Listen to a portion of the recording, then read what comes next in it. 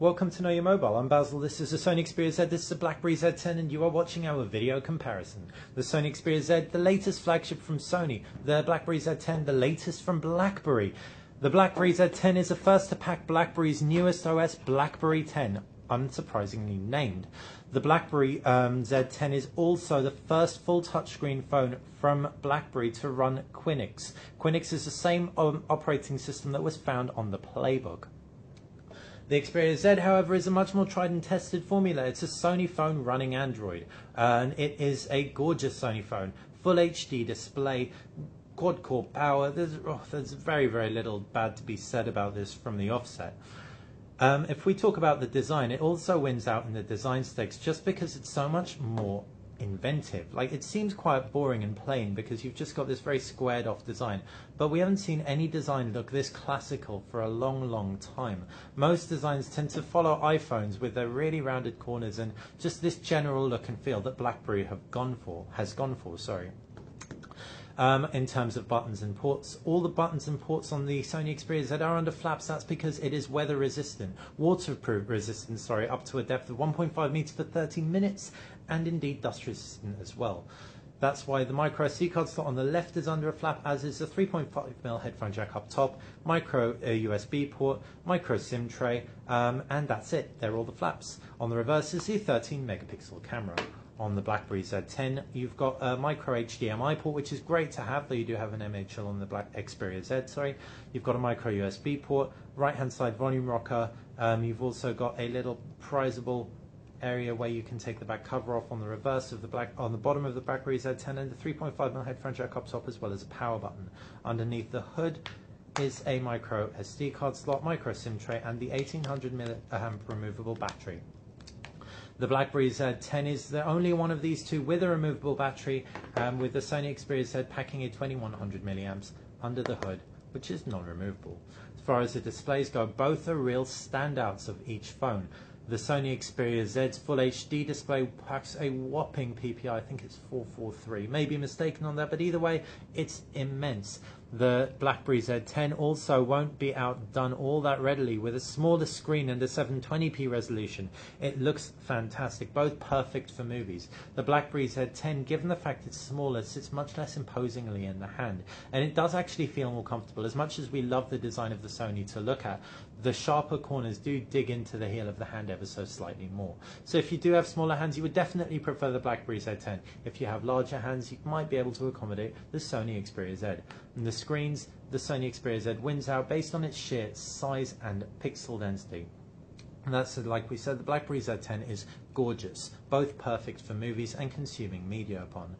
As far as user interfaces go, Android is on the Sony Xperia Z and therefore wins out hands down from the offset in terms of applications. And the user interface is familiar, it's tried, it's tested. You've got home screens, you've got a pull down notifications bar, you've got an applications tray, and that's pretty much it. Really simple. The BlackBerry Z10 is much more complicated. Not in a bad way though. Let's take a look at the user interface. If we just swipe up, for example, we can actually unlock the phone. We can swipe up all the way, and that's from the screen being off. A really nice touch. You also have an applications tray as with the Sony Xperia Z, but you've got this great multitasking view. Multitasking on the Sony Xperia Z is done by pressing the multitasking button, and Sony have customized it beautifully, so there are a lot of really nice elements to mention about that. On the Xperia Z, you've also got this aggregator. Really nice way of aggregating your BlackBerry messaging, text messages, email, Facebook, Twitter, LinkedIn, etc. That's, I suppose, represented in the notifications bar up at the top of Android, which pulls together all your notifications. However, it isn't quite as cohesive, as unified, as tightly integrated into these social networks as BlackBerry's hub is. All in all, we're really impressed with BlackBerry. BlackBerry has managed to pull out something really innovative out of the bag. The Sony Xperia Z looks beautiful, the design is beautiful, the user interface beautiful. The fact you can customize your themes so heavily, again, is something we really like. For example, if we just jump into themes and we select this emerald green version, we can see not only has it actually customized the background, it's actually gone in, changed all our highlights, and it's even pulled in a really complementary wallpaper into the scene. Right there, how gorgeous is that?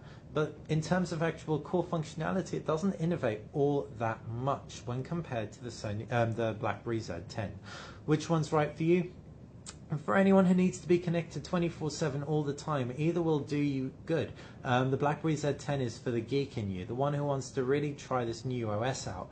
Whether it's going to fail or win out in the OS battle is really anyone's game. We can't say for sure, but it certainly has impressed us no end. The Sony Xperia Z is for people invested in the Android ecosystem in terms of UI. If it works, and it really does just work, there's no doubt about that. It's considerably more stable than the BlackBerry Z10 without BlackBerry crashing on us quite a few times. But like we said, both are beautiful, beautiful choices. Innovative, classical, can't get much better than that. Moving on to the cameras of both devices. 8 megapixel on the BlackBerry Z10, 13 megapixel on the Sony Xperia Z. Both take stonking images in great lighting. In poor lighting, the Sony Xperia Z wins out hands down. The Sony Xperia Z also wins out in terms of video, and it also wins out in terms of camera user interface. So therefore the camera on the Sony Xperia Z is just better. Moving on to power. You've got dual-core Qualcomm Snapdragon S4 processor inside the BlackBerry Z10. We had absolutely no issue with slowdown. Played 3D games, they ran smoothly, multitasked loads of applications. That it also did a fantastic job of that. The Sony Xperia Z10, though, with its quad-core Qualcomm Snapdragon S4 clocked at 1.5 GHz, does win out on the sheer power front because the games look sensational. With the Android App Store being on there, you've got a much wider range of games, and they play back beautifully. Both devices get quite hot, though, especially around the camera mounts and in pretty much the same area. So maybe that's something more to do with the Qualcomm Snapdragon S4's inside. Either way, though, neither will leave you wanting in terms of power, but undeniably the Sony Xperia Z packs more of it. In terms of memory, both are very, very similar. 16 gigabytes internal with microSD expandability. So you can up them both by an additional 64 gigabytes, which is hugely, hugely impressive. Battery life is the only real final one, and again, they're both pretty comparable. 1800 milliamps, 2100 milliamps. The BlackBerry Z10's maybe a little bit better.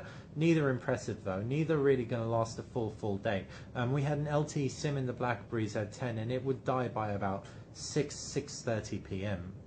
In the Sony Xperia Z, it was a little bit more feeble, to be honest, if we use the screen a lot. And indeed, we wanted to. The BlackBerry Z10 is really great. You can like open up an application, just glance into your messages, and then you're done, and you can switch off the screen pretty easily. We felt with the Sony Xperia Z10 there's so much on there, so much rich content. We were constantly thumbing through our RSS feeds, just using it, watching movies on it, taking pictures with the camera. It's considerably richer in terms of what you can potentially do thanks to the Android App Store being so much more developed, 3D gaming as well.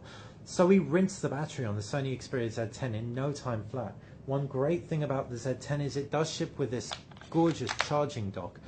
This just plugs in via USB. It isn't an HDMI dock, so don't get your hopes up, but it does a great job of very, very conveniently just charging your phone. We had this at our desk, and battery life didn't really become an issue. However, you won't have the dock at your desk all the time. You won't be working every day. You won't always have access to a charger. And while you could carry something like this HTC Double Charge with you, you certainly won't have it all the time. So the Xperia Z battery does let us down. Not the worst out there, and it feels a little bit better than the Sony Xperia T. And the reason probably has a lot to do with Sony's stamina mode, which is a power setting that they've included to save power. It basically deactivates applications when you're not using it. The BlackBerry Z10 has power saving mode, but it wasn't anywhere near as comprehensive as the Sony Xperia Z's.